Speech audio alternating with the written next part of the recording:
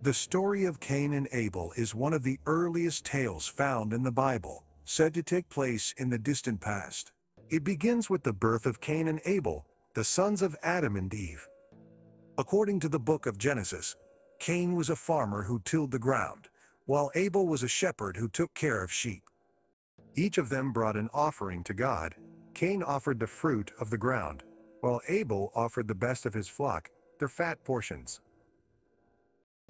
God looked favorably upon Abel's offering, but did not show the same regard for Cain's.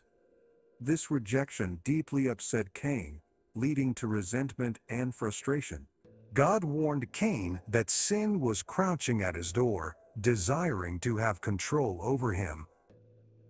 In a fit of jealousy, Cain lured Abel to a field, where he rose against his brother, and committed the first act of murder in human history.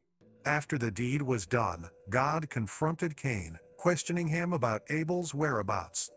Cain responded with a now famous phrase, "Am I my brother's keeper?"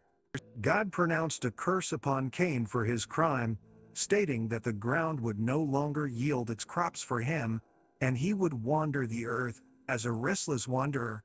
Fearing for his life, Cain pleaded with God for mercy, afraid that others would seek revenge upon him. In response, God placed a mark upon Cain to protect him from harm.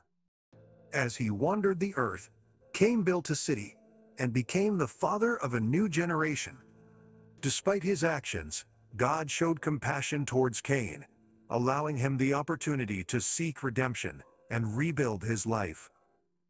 This tale serves as a reminder of the complexities of human nature, the consequences of our choices, and the possibility of finding hope and salvation, even in darkest moments.